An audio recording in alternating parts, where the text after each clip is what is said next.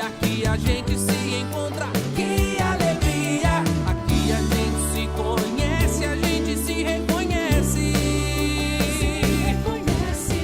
Somos comunidade, somos amigos da cidade. Somos comunidade, somos amigos da cidade.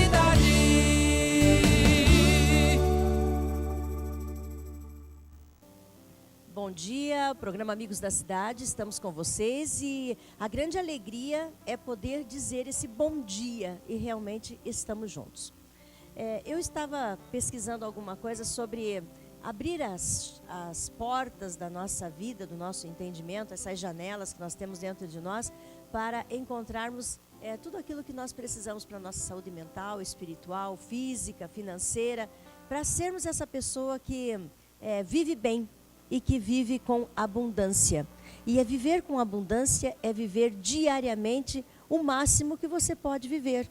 Às vezes o dia passa tão depressa que nós esquecemos de viver o dia bem vivido. E eu quero chamar a atenção de todos nós nessa manhã para vivermos bem.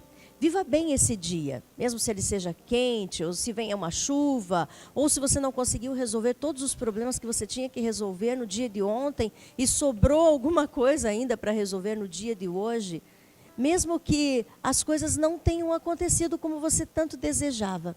Comece a pegar as coisas boas, as coisas fortes do seu momento e viva bem, viva intensamente. Um café da manhã junto com a família, um almoço junto com a família, uma discussão saudável. Viva bem, viva intensamente.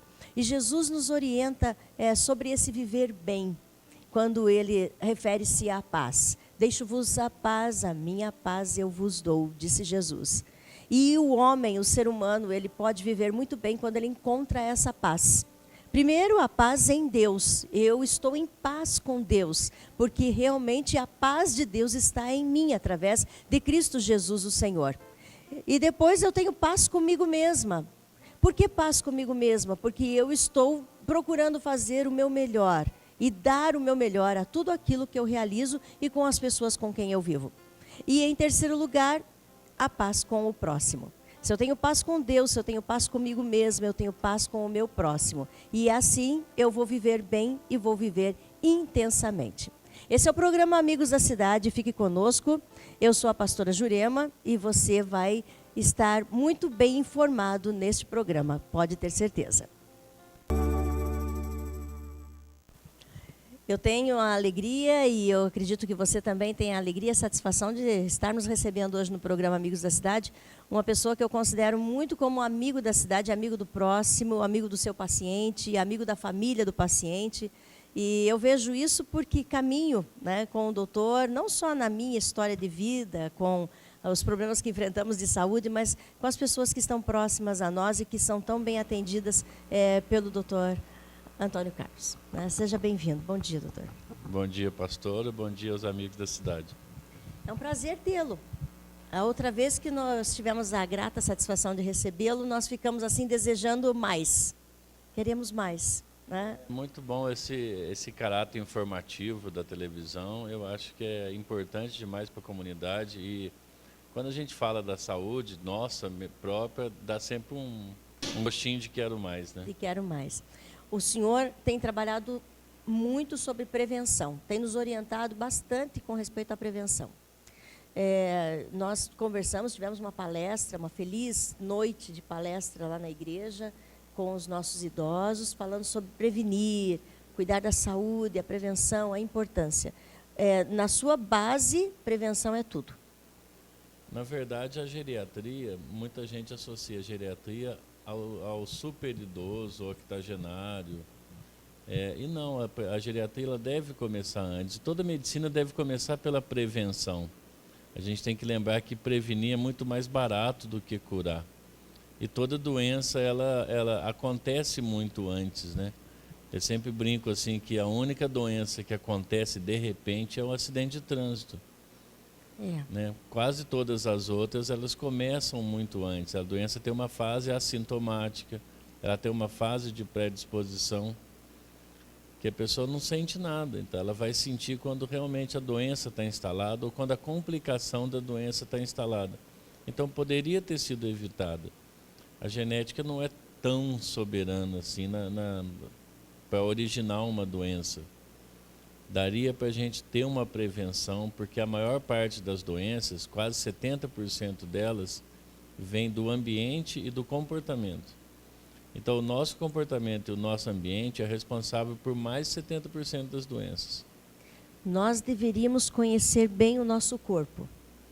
O nosso corpo e o nosso comportamento principal, né? A gente tem uma integração no corpo entre o nosso lado biológico, que é o nosso corpo em si, o nosso corpo comportamento e o nosso corpo emocional. Né? Esses três são a mesma pessoa, né? E se a gente conseguir uma coerência entre os três, provavelmente o corpo biológico, o corpo bioquímico, ele vai estar funcionando melhor. Eu trabalho muito com a questão emocional, né?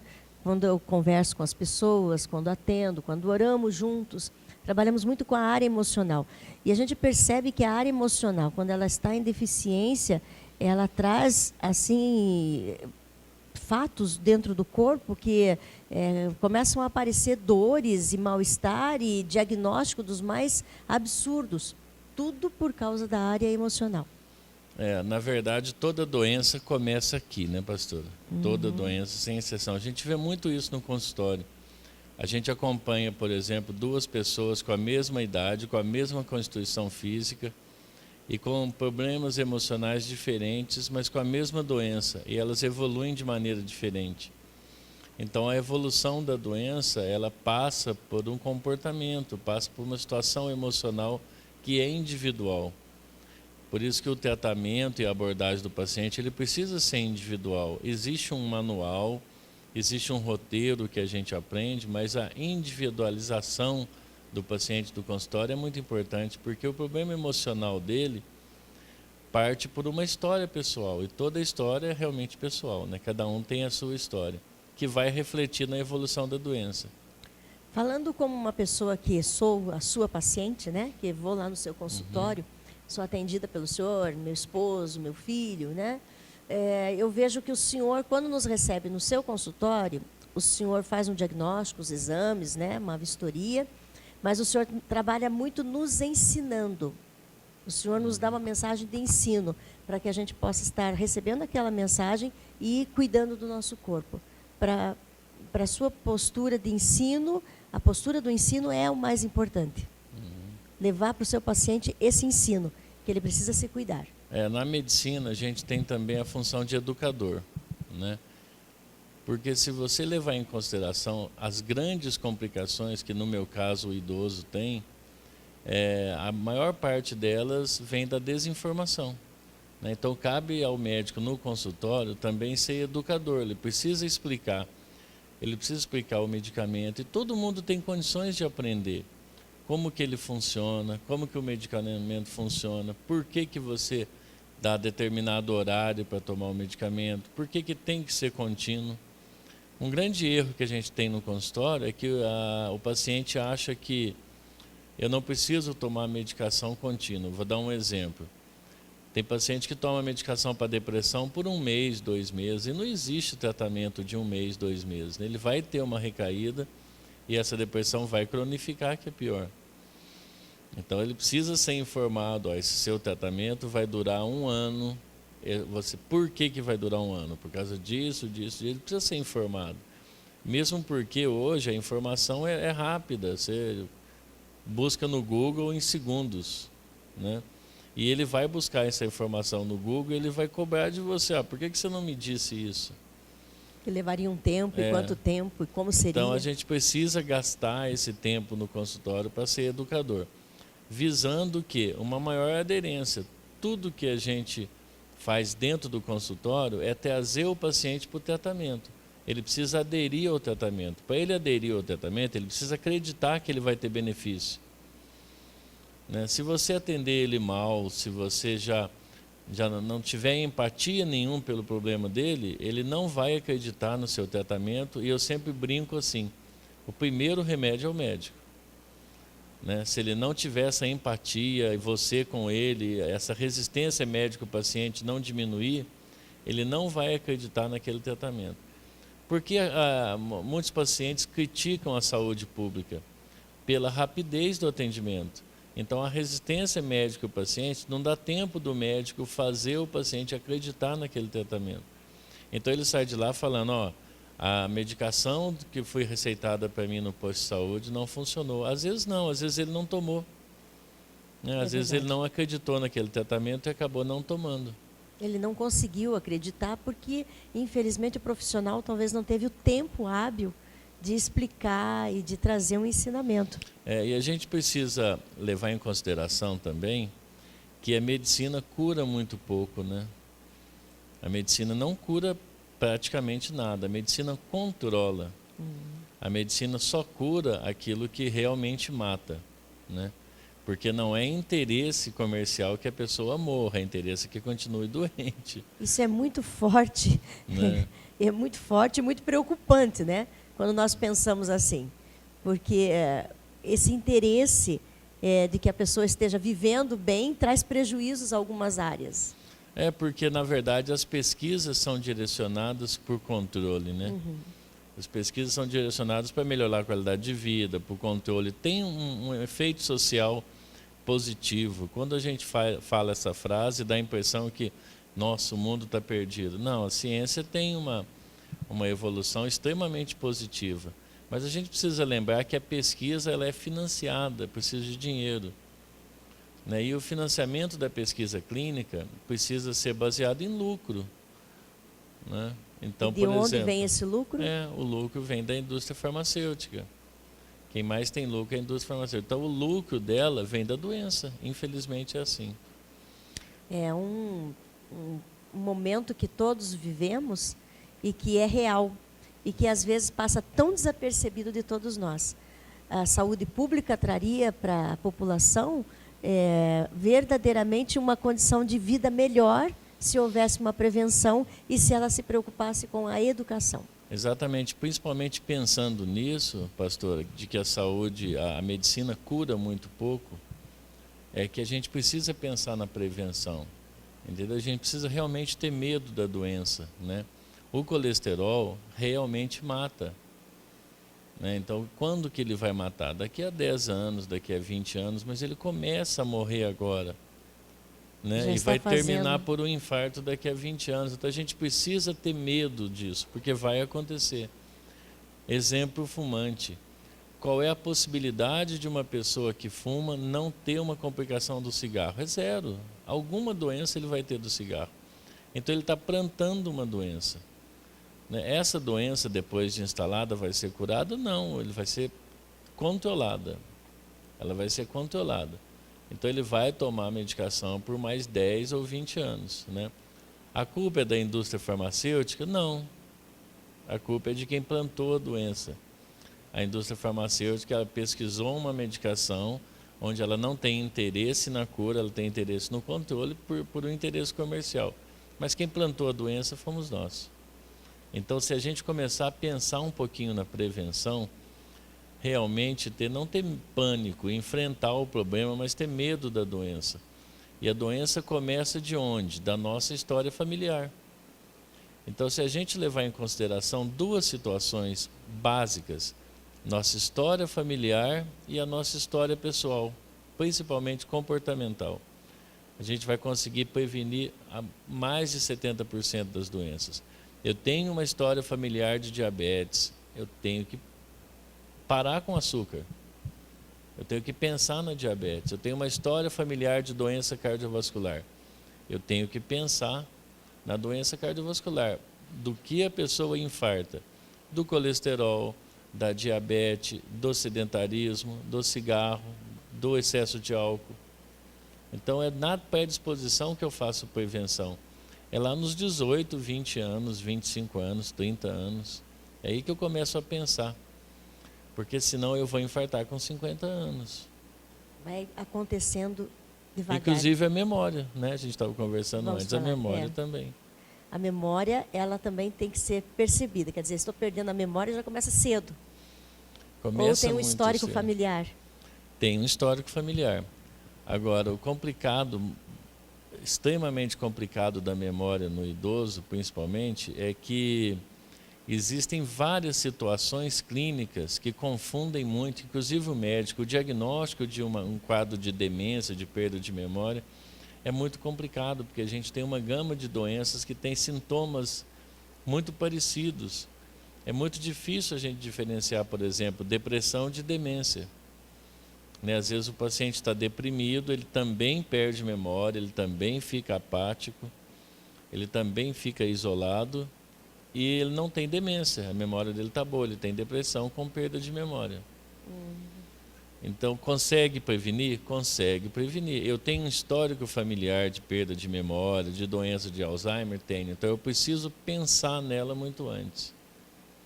Eu preciso plantar uma semente, que a gente sempre planta alguma coisa que vai colher depois, né? Com certeza. Na vida é assim, na saúde também é assim, né? A salada que eu comi hoje no almoço, ela tem uma função metabólica no organismo. Essa salada eu estou plantando uma semente que eu vou colher amanhã.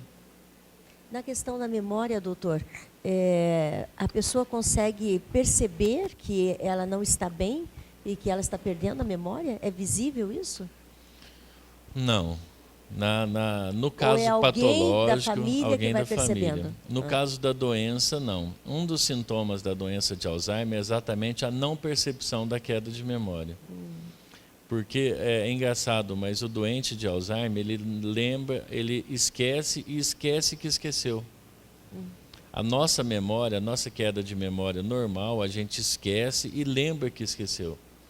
Eu pergunto para você, exemplo, você me diz, minha memória está péssima. Primeira coisa, você tem percepção da sua memória. Segundo, eu te pergunto, mas me conte um episódio que você esqueceu da memória. Você fala, semana passada eu peguei a chave do carro, guardei dentro da geladeira e depois fiquei procurando, muito tempo depois fui achar dentro da geladeira. Percebeu a memória? Você lembrou de todos os detalhes daquele esquecimento. O Alzheimer não faz isso. O Alzheimer nem tem percepção de que ele esqueceu a chave na semana passada, porque semana passada não existiu para ele. Essa é a grande diferença. E essa pessoa que pode ter essa perda de memória, ou que venha a ter o problema de Alzheimer, ela consegue perceber que, não só que ela não percebe que perdeu a memória, mas que a vida dela está mudando, que tem alguma coisa que está mudando na vida dela? Ela reclama disso? Tem alguma coisa errada? Tem alguma coisa errada ou não? Não, a fase inicial é complicada exatamente por isso. Só a família percebe. Então, os primeiros sintomas, às vezes, nem são queda de memória, é desorientação. A pessoa se perde, né? E a gente pergunta no consultório, o seu filho está me falando que você se perdeu. Você se perdeu? E fala, não, isso não acontece. Isso acontece com qualquer um. Ele não tem essa percepção. E apatia, né? A pessoa que fica apática. Apatia significa isolamento, tem um cansaço físico, silêncio. Outro detalhe que eu queria chamar a atenção também, pastora, são os distúrbios de audição. A pessoa idosa às vezes se isola muito por não ouvir. Então ele passa a ouvir pouco, e como ele ouve pouco, ele tem vergonha de ficar perguntando para repetir, ele não socializa mais, ele se isola. Ele se isolando aumenta o risco de doença de Alzheimer, porque o cérebro precisa ser treinado constantemente, né? A gente tem um mito assim, a memória diminui. Qual é o processo de envelhecimento no cérebro? O cérebro tem um processo, como todos os órgãos têm, de envelhecimento. Mas eu vou lembrar que a inteligência não corresponde ao número de células do cérebro, ao número de neurônios, e sim ao número de conexões que cada neurônio faz. Então, a gente, com a idade, diminui a quantidade de neurônios, mas aumenta a quantidade de conexões. A única diferença é que o idoso para de pensar, né? Às vezes, por distúrbio auditivo, ele para de pensar, ele para de socializar. Às vezes, por problema até ortopédico, né? Tem gente, eu tenho artrose de joelho, então eu me isolo mais, não saio de casa, porque eu preciso usar um apoio, né? Ou porque eu perco a minha independência. Né? Na geriatria, a gente sempre vai brigar por duas situações, autonomia e independência. O envelhecimento ativo, que é o envelhecimento saudável, está diretamente ligado à independência e autonomia. Verdade. Inclusive do cérebro. O cérebro ele precisa ser, a gente precisa ler. Né? Eu sempre digo para todo mundo, você gosta de ler a Bíblia? Sempre gostei. E por que parou? Né? Por que o idoso parou? Você enxerga? Enxerga. Então, sabe ler? Sei. Pois leia. Né? Cada vez que a gente está lendo um capítulo, a Bíblia, um livro, ou está aprendendo uma coisa nova, a gente está criando uma nova conexão de neurônio. E é uma coisa óbvia. Se eu tenho 100 milhões de conexões e você tem 50 milhões, qual vai perder antes? O que tem 50 milhões. Com certeza. Então, a cada aprendizado, uma nova conexão. A cada nova conexão, um risco menor de desenvolver doença de Alzheimer. Olha que lindo, né? Quer dizer, vamos aprender, vamos nos estar abertos para aprender, para conhecer, para discutir, né, aquilo que aprendemos. E vamos lembrar também que o tratamento é muito frustrante, né? O tratamento é pobre hoje da doença de Alzheimer. Então, a prevenção realmente é o que precisa ser feito. Quer dizer, se a pessoa, né, vai ter Alzheimer, ela vai ter. Não tem como dizer, vamos solucionar o problema antes para não ter. Talvez possa deixar com que isso aconteça por mais tarde, assim? Na verdade, o Alzheimer é uma doença que está sendo estudada ainda. Então, a gente sabe muito pouco da origem dela. Porque todos os achados no cérebro do doente de Alzheimer são idênticos aos achados do envelhecimento normal. Só que é um envelhecimento acelerado. Então, existe algum fator no cérebro que causa esse envelhecimento cerebral acelerado. Como é que a gente vai impedir esse envelhecimento acelerado? Aumentando as conexões dos neurônios. Certo. Né? Outro detalhe muito importante também, que existe um trabalho novo ligando diretamente a isso, alimentação e exercício físico. A gente vai lembrar também que não é só doença de Alzheimer, a gente tem a demência vascular, que vem da hipertensão, que vem da diabetes. Né? Então, tudo isso tem que ser prevenido, tem que ser pensado antes. O Alzheimer, eu sempre dou esse exemplo, é um exemplo legal. Ele é um fusquinha bem velhinho, né, o idoso, que vai bater no muro. Ele fatalmente vai bater no muro, não tem como frear esse fusquinha. Por que ele é fusquinha? Porque ele vai lentamente, ele vai bem devagarinho. O que o tratamento faz? Ele não impede o fusquinha de andar e não impede de bater no muro, mas ele deixa o fusquinha mais confortável, coloca um banco mais confortável, põe uma direção hidráulica. Ele deixa o fusquinha mais confortável, mas ele vai bater. Então, o tratamento melhora a socialização, melhora a qualidade de vida, melhora as atividades básicas da vida diária do paciente, que é comer, se vestir, se trocar, fazer higiene pessoal. Mas, infelizmente, tratar a doença e impedir o curso dela, não. Então, vamos pensar que esse fusquinha precisa estar bem equipado. O fusquinha precisa estar confortável. Porque a família vai também se sentir confortável. E no último congresso de geriatria, eu sempre gosto muito do sistema e de falar da família, porque realmente a família é o mais importante para mim. No último congresso de geriatria, um geriatra americano veio para o congresso e todo mundo esperou muito a palestra dele, esperou que ele trouxesse alguma novidade. E ele, no início da palestra, falou, inclusive a indústria farmacêutica estava lá esperando que ele falasse que tal medicamento é melhor que o outro, né? Ele disse que o melhor tratamento para o Alzheimer é a família. Olha. Esse é o melhor medicamento. Então, isso a gente vê claramente. A gente vê pacientes com famílias que isolam, que fazem um quartinho no fundo e trancam o idoso lá, que provocam esse isolamento, a evolução dele é muito mais rápida e é muito pior. E até um contrassenso, porque no Alzheimer o paciente não sofre, quem sofre é a família. Então, quanto melhor a família tratar, menos ela vai sofrer. Sim. Né? Porque o nosso sofrimento está na nossa memória. O doente de Alzheimer é aquele que realmente vive o presente, porque ele não tem passado. Sim. Então, o sofrimento dele não tem. O sofrimento dele é dor, se ele tem dor, se ele não tem dor. Se ele está com fome ou não está com fome hoje, quem vai sofrer é a família. Grande importância nós estarmos aprendendo aqui com o Dr. Antônio E eu preciso dizer para ele, o senhor precisa voltar semana que vem, toda semana, um dia na semana, obrigado. para estarmos juntos, realmente fazendo para o nosso público essa parte, essa ponte que tanto precisamos. Ter um médico tão perto, dentro de casa. Porque quando o senhor está aqui, o senhor está dentro da casa de cada um de nós. Eu também acho muito importante, pastor. Eu sempre aceito esses convites com um prazer enorme e agradeço, inclusive, sempre o convite por isso.